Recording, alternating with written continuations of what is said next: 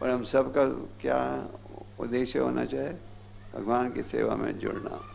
चैतन्य महाप्रभु ने खास करके 5 महत्वपूर्ण विषयों पर बल दिया। सबसे पहले उन्होंने कहा साधु संगत। साधु संगत में हमें रहना चाहिए। साधु संगत में रहोगे तो आध्यात्मिक ज्ञान की प्राप्ति होगी। आध्यात्मिक ज्ञान की प्राप्ति होगी तो आप आध्यात्मिक मार्ग में जुड़े रहोगे। तो ये जो रविवार का कार्यक्रम है जिसकी स्थापना प्रभुपाद जी ने की, इस उद्देश्य के साथ की थी कि आप लोग आओगे इतवार के दिन, भक्तों की संगत प्राप्त करोगे, आध्यात्मिक शिक्षा ग्रहण करोगे और अपने जीवन को सुधारने का प्रयास करोगे। पर साधु संग में रहोगे तो ये भी ज्ञान प्राप्त होगा कि भगवत प्राप्ति का क्या साधन है? हरि नाम का उच्चारण। हरि नाम हरि नाम हरि नाम एवं केवलम कलो न सेवा न सेवा न सेवा गतिना। हरि का नाम हरि का नाम हरि का नाम, यही एक साधन है। जब परीक्षित महाराज से पूछा, परीक्षित महाराज ने पूछा कि कलियुग में लोगों का उद्धार कैसे होगा, शुक्रदेव गोस्वामी ने कहा कलियुग में दोष ही दोष है, एक गुण है इस कलियुग में, वो क्या है? कृष्ण का कीर्तन। तो आप सबसे हमेशा ये निवेदन किया जाता है हरि नाम का जाप कीजिए।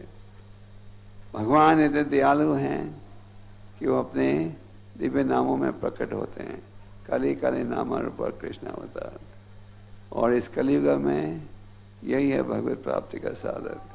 ठाकुर भक्तिविनोद जी एक प्रार्थना में कहते हैं, गृहता को वानिता को सदा हरि बोले था को। चाहे अब गृहस्थ हो या ब्रह्मचारी या सन्यासी, कृपा करके हरि नाम का उच्चारण जरूर करो। तो ये है निवेदन आप सबसे, हरि नाम का उच्चारण जरूर कीजिए। आप में से कितने भक्त हो जो हरे कृष्ण मंत्र का जाप करते हो रोज? कितने भक्त हो जो कि 16 माला का जाप करते हो रोज? अच्छा। और कितने भक्त हैं जो कि रोज नियमित रूप से जाप नहीं करते? बस एक ही। बस जो नहीं करते उनसे निवेदन है वो जाप करना शुरू कर दें, और जो कर रहे हैं उनसे निवेदन है बढ़ाएं। खास करके शास्त्र में कहा गया है ध्यान पूर्वक जप करना चाहिए।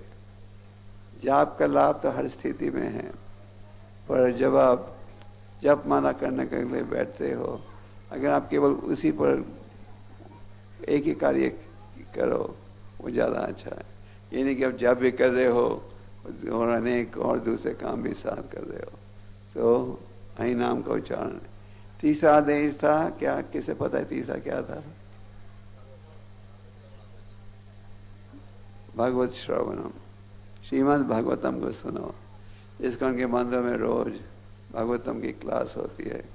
नास्ता प्रेश अवधेशु नित्यम भगवत से होया, भगवती उत्तम श्लोके भक्ति भाविती नहीं सकी। जो ध्यान से भागवतम सुनेगा तो उसकी हृदय की जो मैल है वो दूर हो जाएगी। तो भागवतम को सुनो।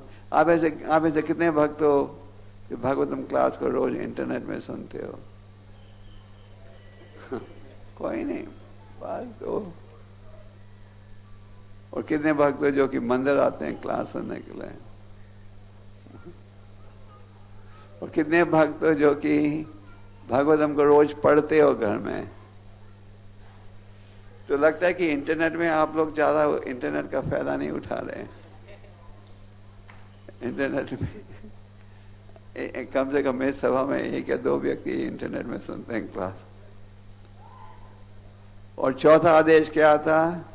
श्रद्धा के साथ भगवान के आर्चे विग्रह की उपासना करो।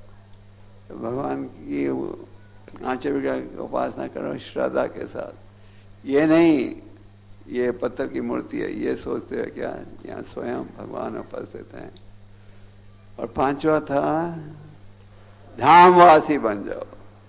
तो आपका दिल्ली शहर भी एक रूप से धाम है। क्यों?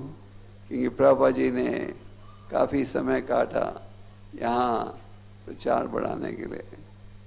तो चैतन्य महाप्रभु ने कहा इन 5 अंगों का अगर पालन करोगे तो बड़ी सरलता के साथ भक्ति के मार्ग में आगे बढ़ सकोगे। तो आप सब यहाँ आते हो क्योंकि आपकी भक्ति योग में रुचि है। साधु संग में रहोगे तो ये रुचि तेजी के साथ बढ़ भी सकती है। और आप सबसे निवेदन है कि कम से कम हर रविवार को प्रयास करना चाहिए मंदिर आने के लिए।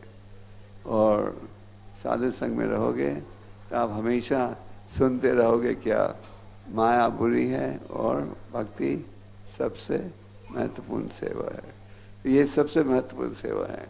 कृपा करके इसका लाभ उठाइए और अपने जीवन को सफल बनाइए। हरे कृष्णा।